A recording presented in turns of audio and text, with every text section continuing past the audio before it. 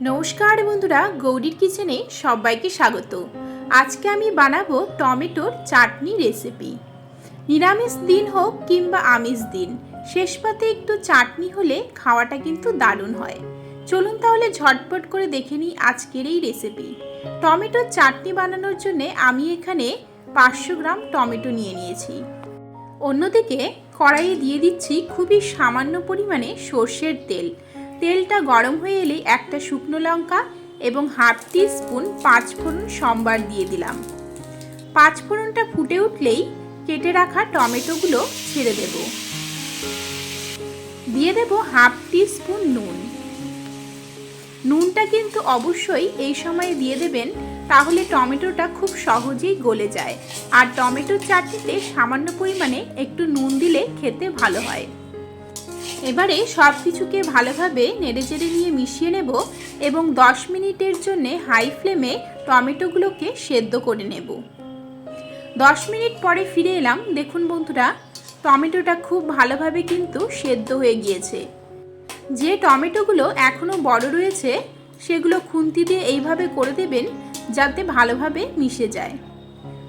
এবারে এর মধ্যে দিয়ে দেব প্রায় 50 গ্রামের মতো চিনি। চিনিটাকে দেবার পরে 5 থেকে 6 মিনিটের জন্য কন্টিনিউয়াসলি এইভাবে নেড়ে যেতে হবে। এইভাবে নেড়ে যেতে যেতে দেখবেন টমেটোর চাটনির কালারটা কিন্তু আস্তে আস্তে চেঞ্জ হতে শুরু করে দেবে। যতক্ষণ না টমেটোর এই জলজলে ভাবটা কেটে যাবে ততক্ষণ কিন্তু আমরা ভালোভাবে ফুটিয়ে নেব।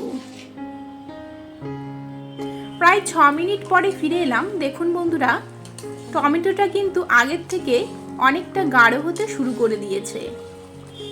আমরা আরও 5 মিনিটের জন্য ফুটিয়ে নেব যাতে এই জলজলে ভাবটা পুরোপুরি কমে গিয়ে একটা চিটচিটে ভাব চলে আসে।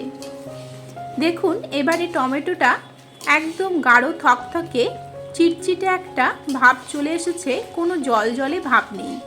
এইরকমভাবে টমেটোটা ফুটিয়ে নিলে আপনারা কিন্তু প্রায় 7 দিন ফ্রিজে রেখে খেতে পারবেন। এবারে আমরা এর মধ্যে দিয়ে দেব একটা লেবুর অর্ধেকটা লেবুর রস। টমেটো চাটনিতে লেবুর রসটা দিলে টক মিষ্টির যে ব্যালেন্সটা থাকে সেটা খুব ভালো হয়। এভাবে আমরা আরও 2 মিনিটের জন্যে চাটনিটাকে মিশিয়ে নিয়ে এর মধ্যে দিয়ে দেব প্রায় 25 গ্রাম খেজুর। খেজুরগুলোর বীজটা কিন্তু অবশ্যই বের করে নেবেন।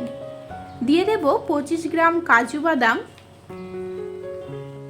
তার সাথে সাথেই দিয়ে দেব প্রায় 50 গ্রাম আমসত্ত্ব।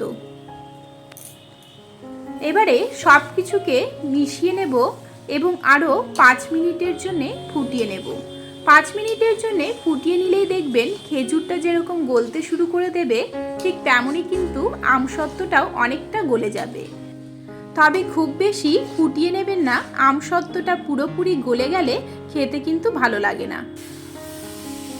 আরও 5 মিনিট পরে ফিরে এলাম। এবারে চাটনিটা দেখুন একদম মাখো মাখো হয়ে এসেছে।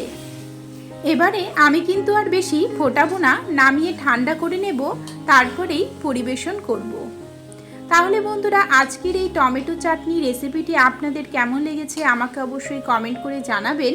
ভালো লাগলে আমার চ্যানেলটিকে সাবস্ক্রাইব করে নেবেন, লাইক ও শেয়ার করবেন। এরকমই আরও অনেক রেসিপি আমার চ্যানেলে রয়েছে যেগুলো লিঙ্ক ডেসক্রিপশন বক্সে দেওয়া আছে, অথবা আপনারা আমার চ্যানেল ভিজিট করলেও দেখতে পারবেন। তাহলে বন্ধুরা, আজকের মতো এখানেই শেষ করছি। দেখা হবে নেক্সট রেসিপি নিয়ে। ভালো থাকবেন, ভালো রাখবেন, ভালো ভালো খাবেন। নমস্কার।